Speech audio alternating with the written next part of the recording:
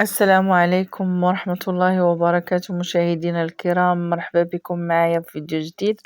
كنتمنى ان شاء الله تكونوا باحوال طيبة. قبل ما نبدا هذا الفيديو كنقدم تعازي حارة لاسر ضحايا وشهداء الزلزال، الله يرحمهم في هذا النهار يا رب، والله يشافي جميع المصابين، والله يرزق الصبر اللي فقدوا حبابهم وصحابهم، والله يجعلها آخر الأحزان على بلادنا يا ربي. الله يحفظها ويحفظنا كاملين، يحفظ المغاربة كاملين ويحفظ ملكنا العزيز إن شاء الله يا رب. ما نطولش عليكم، ندوزو المقادير وطريقة التحضير لهاد الوصفة. إذا هنا كنحتاجو الروز على حساب الأفراد اللي عندنا. هنا هذا الرز ماشي اللي كيتعجن، الرز كلاصي. هنا عندنا قطع دجاج على حساب الرغبة، عندنا مطيشة كبيرة محكوكة، بصلة كبيرة محكوكة، عندنا حبة ديال الجزر تكون كبيرة ولا جوج متوسطين كنقطعوهم مربعات، كذلك القرعة خضرا وفلفلة خضرا اللي عندكم، كانت عندكم صفرا حمرا نوعوا، عندكم جلبانة حتى هي كنزيدوها حتى هي، يعني صراحة كنخدمو الخضر كاملين. عندنا هنا معلقة كبيرة ونص معدنوس، معلقة صغيرة سكينجبير، معلقة صغيرة كركم، معلقة صغيرة تحميرة، نصف معلقة صغيرة فلفل أسود، ورأس معلقة سودانية، ملح حسب الذوق، 3 فصوص توم محكوكين. هنا عندنا ربع كاس ديال عصير الحامض وصلصة الصويا اللي ما كنستغناش عليها. وهادو هما المقادير، ندوزو طريقة التحضير.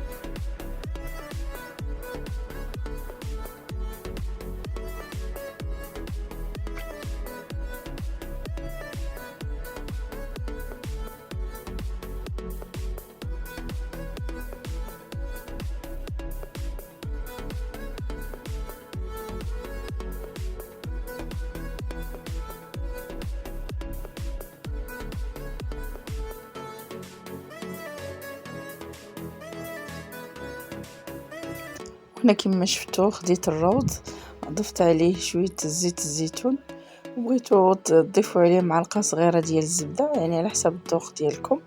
غادي نبقى نحرك فيه حتى يولي اللون ديالو ذهبي بهذا الشكل هذا. وغادي نضيفوا المرق بعد ما غلا وطابوا شويه، يعني خليتهم يطيبوا واحد ربع ساعه.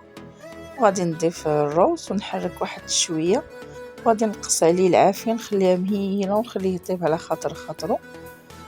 نتلاقاو باش نقدم لكم الشكل النهائي للطبق ديالنا. اذا هنا كما كتشوفوا هذا هو الشكل النهائي، كنقدموا لكم الصحة والعافية ان شاء الله. كتبقى يعني فكرة العشاء خفيف ولا غدا خفيف، ما كيتطلبش شوية يعني الوقت. كنتمنى ان شاء الله ينال اعجابكم، ونتلاقاكم في فيديو جديد اخر. دمتم في رعاية الله والى اللقاء.